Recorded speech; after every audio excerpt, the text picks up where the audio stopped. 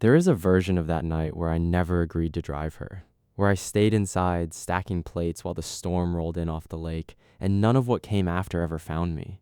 I think about that version sometimes. Then I remember that the version where I stayed quiet was the one that was already killing me slowly, and I just hadn't noticed yet. My name is Julian Reyes. I was 34, married 6 years, and still under the impression that loyalty was something you built once and then simply kept, the way you keep a house standing by paying the mortgage on time. I built sound for a living.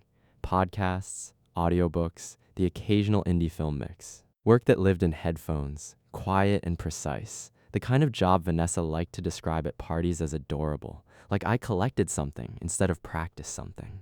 Vanessa was an attorney at one of the bigger firms downtown, 6 years into a track toward partner, and every part of her life had been arranged with that goal sitting somewhere behind it, even the parts that looked like love. She was brilliant. I want to say that clearly, because none of what happened later erases it. She was also someone who had learned, long before I met her, that being liked was a tool, and she used it the way other people use a hammer, efficiently, and without much thought for what was on the other side of the nail. That weekend she was turning 35, and she wanted the dinner at the lake house to be more than a birthday. 2 senior partners were coming. Their spouses were coming. It was, in every way that mattered to her, an audition disguised as a party. Candles down the length of the table, a ridiculous number of throw pillows arranged and rearranged until the porch looked like a magazine spread. Music curated to feel spontaneous, though I had watched her build the playlist for 40 minutes the night before. I did most of the actual work, the grilling, the timing, the last-minute panic when the wine order arrived short 2 bottles, and I did it happily because I liked being useful to her, or I liked believing that usefulness was the same thing as being valued. At dinner, she told the story about the smoke detector. Julian installed 6 of them in our first apartment, she said, laughing into her glass, looking at the partner's wife beside her. 6. In a 500 square foot place. I told him if the toast burns, we're getting evacuated by 3 different agencies. Everyone laughed. I laughed too, because that was the job, laughing at the version of myself she found useful to perform. Her younger sister, Nora, was at the far end of the table and didn't laugh. Nora was 29, in her 2nd year teaching middle school science, and she had none of Vanessa's polish and all of her intelligence, minus the part that had been sharpened into a weapon. She noticed things. She noticed when I refilled someone's water before they asked. She noticed, that night, when Vanessa's story landed a little too precisely on the soft part of me. I caught her watching me after the smoke detector story, and for half a second, her face did something careful, something that wasn't pity and wasn't amusement. Later, clearing plates, Vanessa put her hand on my shoulder in front of the table and said, "He's very trainable." Best decision I ever made, really, and the partners' wives laughed warmly, and I smiled the smile I had learned to produce on command, and Nora looked down at the tablecloth like it had personally disappointed her. By 11, the storm had started rolling in for real, wind pulling at the porch lanterns, and the guests filtered out toward their cars in that stretched, overly polite way people leave when they've had just enough wine to feel affectionate about leaving. Nora's ride had fallen through. Her friend had texted to cancel 20 minutes earlier, and she stood near the door scrolling for a rideshare that wasn't coming through in the storm. "I'll call something," she said. Vanessa didn't look up from collecting glasses. "Julian's driving that way anyway. Just take him." "It's really not on my way," I said, mostly out of habit. "You love an excuse to drive," Vanessa said, already turning back toward the kitchen. And that was the end of the discussion, the way most discussions with her ended, not because she'd won it, but because she'd decided it was over. Nora followed me out to the car, holding her jacket closed at the collar, and the first raindrops were already starting to hit the windshield by the time we pulled onto the lake road. She was quiet in a way that didn't match her usual quiet. Usually her silences felt easy. This one had a shape to it, something folded up tight. She kept turning the little wooden bracelet on her wrist, around and around, not looking at me. "You good?" I asked, somewhere past the 2nd-mile marker. "Yeah," she said, too fast. I let it sit. The wipers went back and forth. Lightning showed the shape of the hills for half a second and then took them away again. "Nora, I don't know how to start this," she said finally, and her voice had gone very small. "Start what?" She looked out the window instead of at me. Rain streaked sideways across the glass. "Can we stop somewhere that isn't home?" she said. "Not yours, not mine. Somewhere Vanessa isn't going to hear about." For one stupid, human second, I misread it, the way any man might in a dark car with a woman who wasn't quite looking at him, and I hated myself for that second before it had even fully finished happening. Then I saw her hands on her knees, and they were shaking hard enough that I could see it even in the dashboard light, and whatever I'd briefly imagined this might be, it wasn't that. Something was actually wrong. I took the next exit without deciding to some old service road that curved past a shuttered gas station and, further down, the skeleton of a drive-in theater that had closed before I was born, its screen still standing gray and enormous against the storm. I pulled in under the broken marquee, put the car in park, left the engine running for the heat. For a long moment, Nora just sat there with her phone in both hands, like it had gotten heavier since the party. "Talk to me," I said. "You're going to hate me. That's not an answer. I should have said something weeks ago." Her voice cracked slightly on weeks. "Nora." She flinched at her own name, the way you flinch from a light turned on too fast, and I softened immediately, hating that I'd made her do that. "I'm sorry," I said. "Don't be. That's the whole problem. You have nothing to apologize for, and you keep doing it anyway." She unlocked her phone and turned it toward me before I could ask, and I understood, with a strange, sinking clarity, that whatever was on that screen was about to become the border between two versions of my life. I took it. My eyes wouldn't focus on the words at first, and then they did. Messages from Vanessa dated back 3 months. "If anyone from the firm asks, Julian's had some anger issues lately. Nothing dramatic. Just say you've noticed him getting short with people." Nora had answered, "I'm not comfortable saying that. It isn't true. It doesn't have to be true. It has to be useful. Just say you've seen it." Another message, later. "He's not dangerous. He's just easy to make sound difficult if someone frames it right." I read that last line 3 times. Easy to make sound difficult. "What is this?" I said, and my voice came out flatter than I felt. "There's a partner review coming up," Nora said quietly. "Some kind of stability clause, family situation, whether a candidate's personal life looks like a liability. I think she's been building a story in case she needs one. In case things end and she needs to be the reasonable one. In case what ends?" Nora didn't answer right away, and that silence answered for her. "There's someone at the firm," she finally said. "Preston. I don't know how far it's gone. I know it's gone further than nothing." I sat there with the wipers still going, the rain drumming on the roof, the drive-in screen looming pale through the windshield like something waiting for a movie that would never start again. "How long have you known?" I said. "A few months. I kept telling myself it wasn't my business. Then last week, she asked me to say I'd seen you grab a door too hard once. She wanted a specific detail. Something small enough to sound honest. That's insane," I said. "I've never." "I know," she said. "I know you haven't. That's why I couldn't keep saying nothing."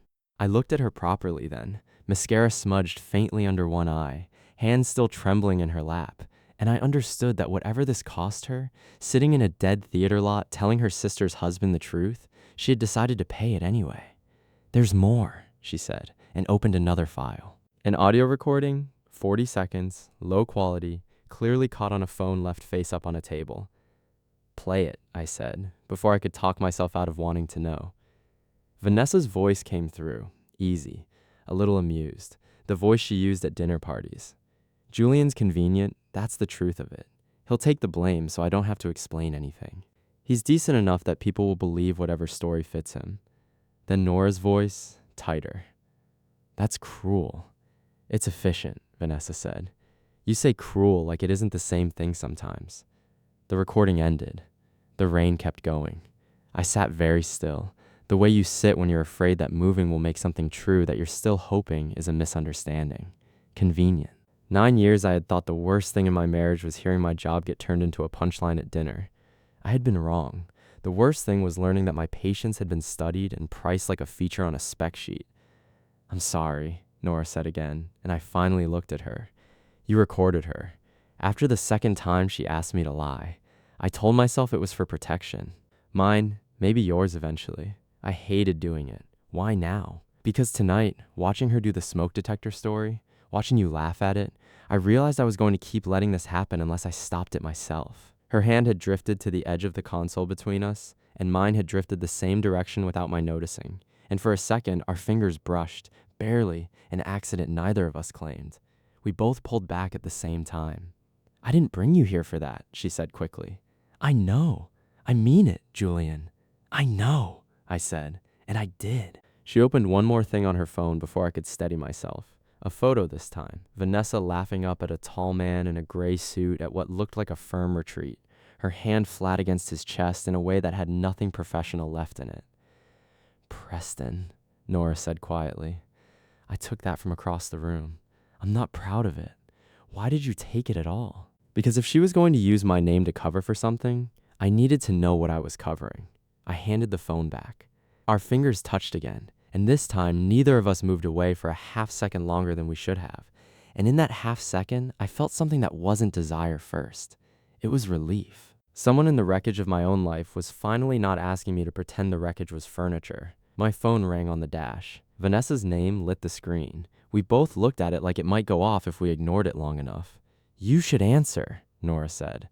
Sound normal until you know what you're doing. I put it on speaker. Hey, I said. Where are you? Vanessa said, warm and mildly amused. You've been gone 40 minutes for a 20-minute drive. Storm's bad. Pulled off for a minute. Of course you did. A soft laugh. Is Nora being weird? She gets like this sometimes, all that quiet, sad energy. I think she's lonely. Nora's jaw tightened. She didn't say anything. She's fine, I said carefully. Good. Drop her and come home. I don't need one of her moods becoming your whole night. A pause, softer. You're sweet for driving her. Don't let her make you feel responsible for things that aren't yours. The call ended. The theater screen stood pale and enormous in front of us, and neither of us spoke for a moment. There it is, Nora said quietly.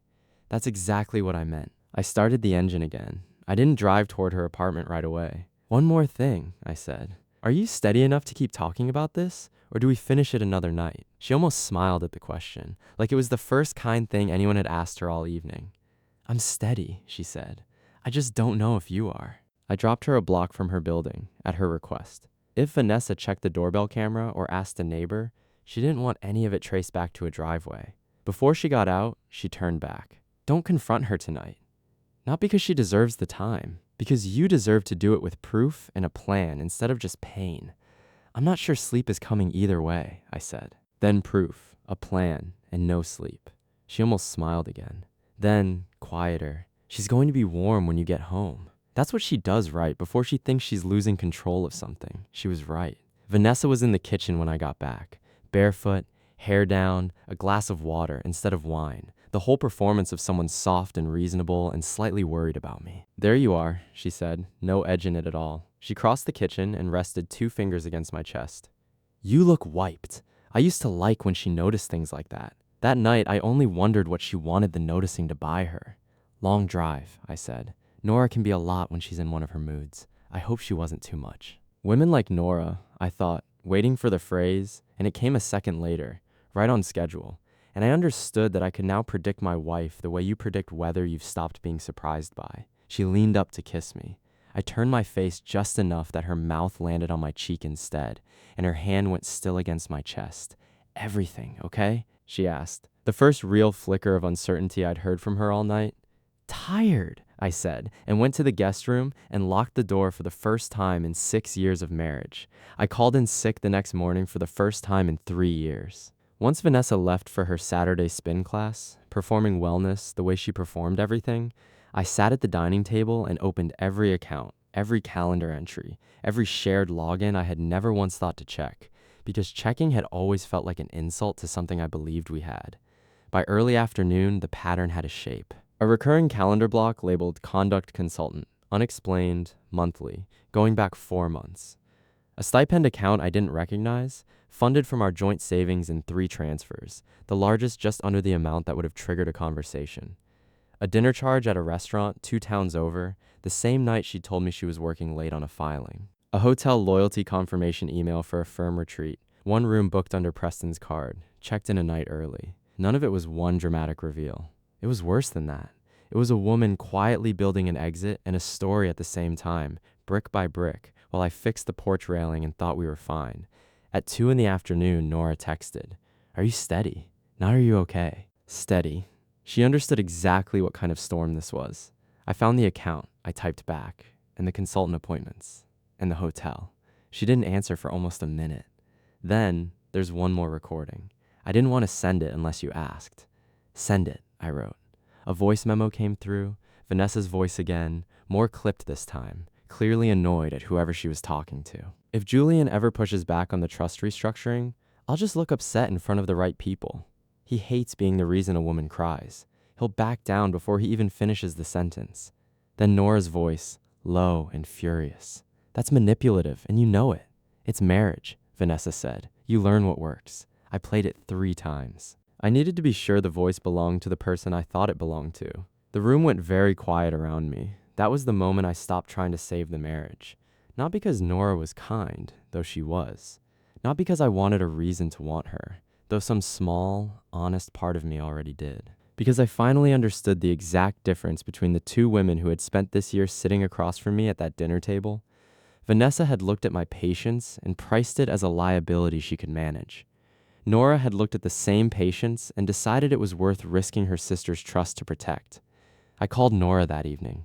She picked up on the first ring. Neither of us spoke for a few seconds. Julian, she finally said. I'm not going to try to fix this, I said. My voice came out rougher than I wanted. She exhaled like she'd been holding it since the drive-in. I know that probably still hurts. It does. I wish it didn't. I don't, she said quietly. That stopped me. 6 years feels like it should mean something more than a paper trail, I said. It meant something, she said. You were real in it. That has to count for something, even now. I closed my eyes. That sentence did more damage to whatever composure I had left than every recording Vanessa had ever made, because my wife had spent years teaching me that being good made me manageable, and Nora, in one plain sentence, made it sound like being good had never been the mistake. I shouldn't say this, she said, after a pause. Say it. I hate that she had you every day and still didn't understand what she had. The line went quiet. I wanted to say something I had no right to say yet, so I didn't. I'm still married, I finally said. I know. My attorney's filing Monday. I know that too, she said. So we wait. That evening, I printed everything. The messages, the transfers, the transcripts of both recordings, and I called a lawyer, and then I sat in the living room and waited for Vanessa to come home. And for the first time in 6 years, I wasn't smiling when the door opened. She came in at 7:40, heels clicking across the entry, calling my name in the soft voice she used to test the temperature of a room before deciding how to enter it. She stopped in the doorway to the living room. 3 neat stacks of paper sat on the coffee table in front of me. For exactly 1 second, her face went blank. Then, unbelievably, she smiled. What is all this? She said. The end of something, I said. That's dramatic. I agree. She stepped closer, eyes skimming the papers, landing on the account statement. Have you been going through my finances? Our finances, I said. Interesting that you corrected it to yours. Her eyes flicked to me, and I saw the first real crack. You followed me? She asked.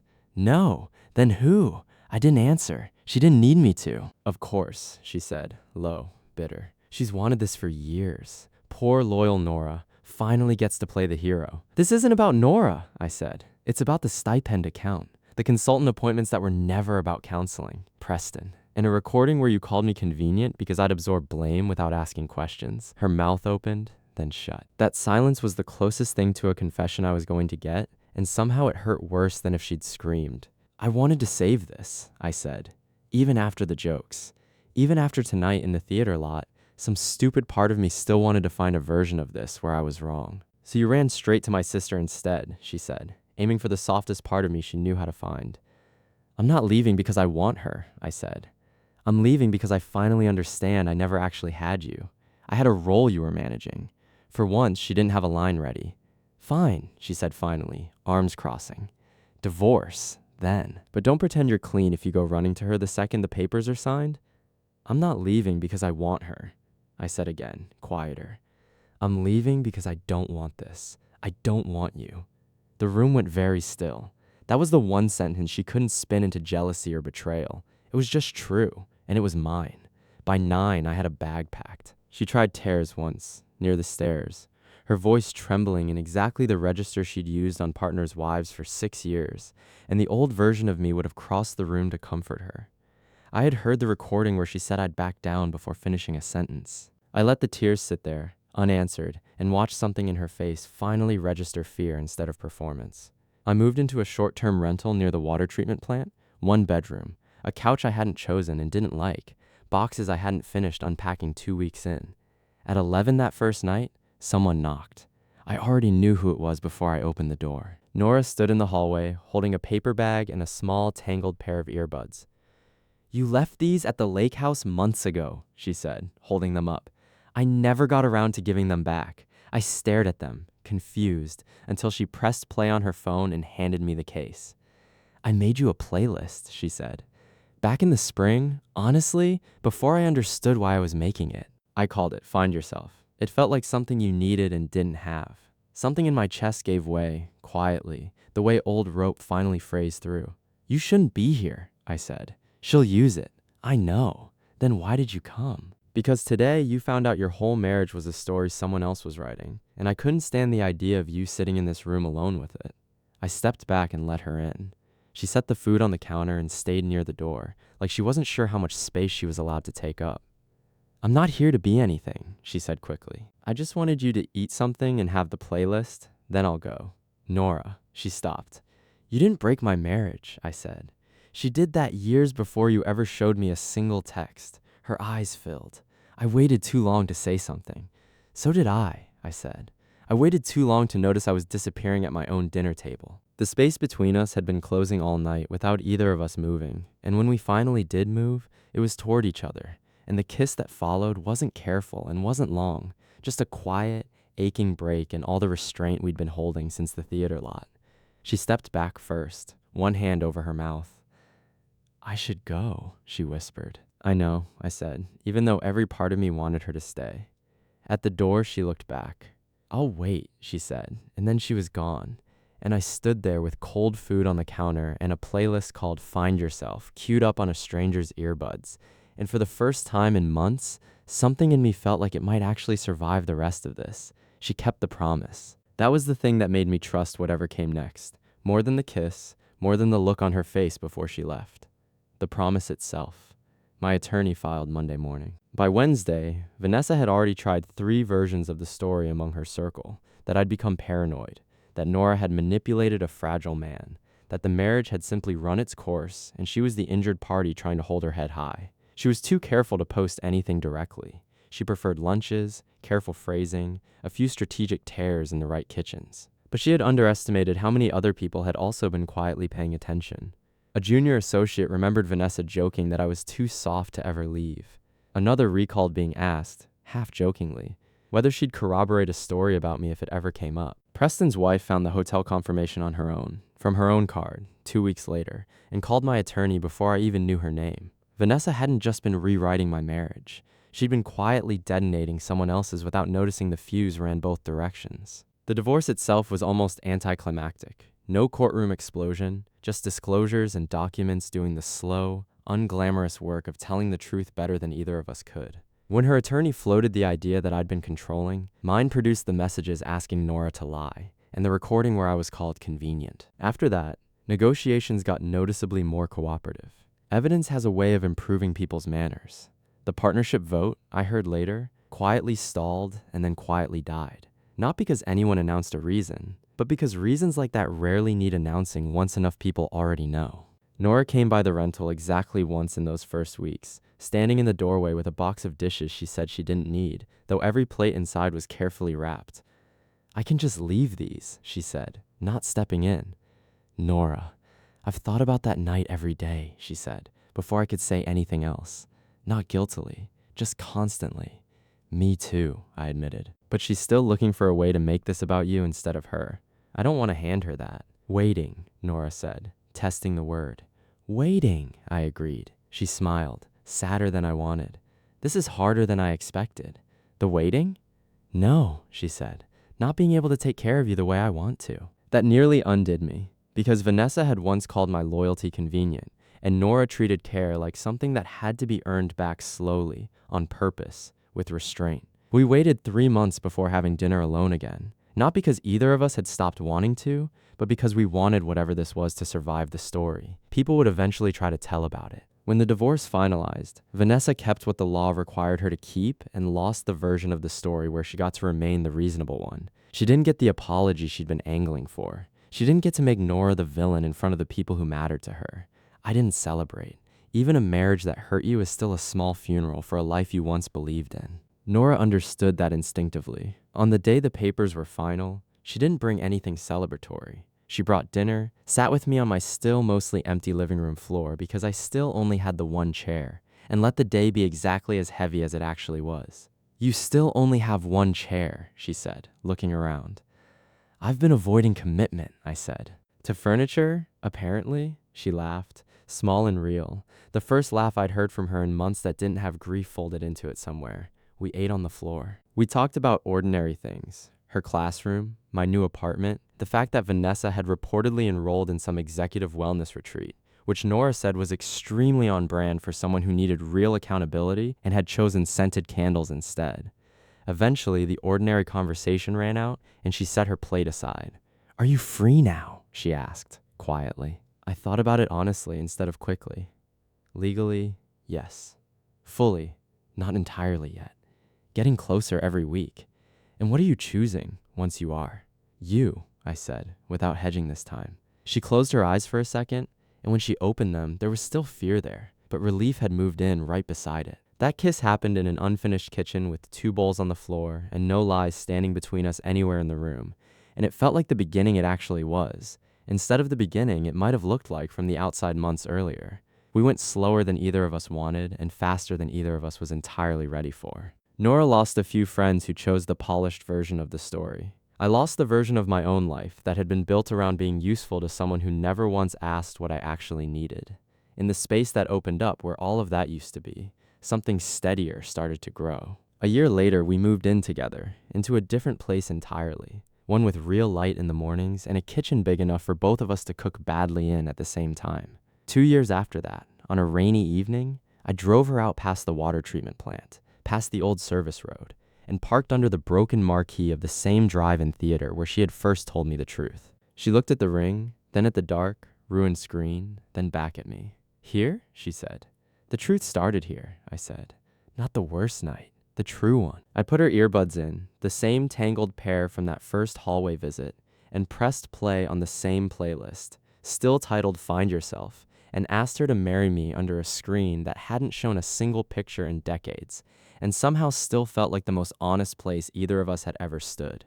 She said yes before the second song had even finished loading. People ask sometimes how we ended up together, and Nora always looks at me first, because the honest version was never simple. I usually say she told me the truth on a night when lying would have been so much easier for her. She usually says I chose to become someone worth trusting before I ever let myself choose her. Both of those are true.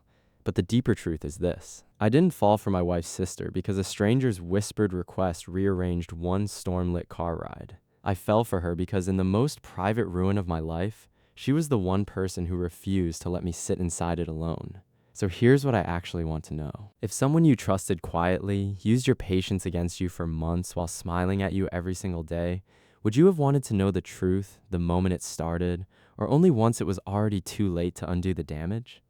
And have you ever had someone protect you from a lie, even when the truth cost them something they couldn't get back? Tell me in the comments. If this one got you, like it, subscribe, and I'll see you in the next story.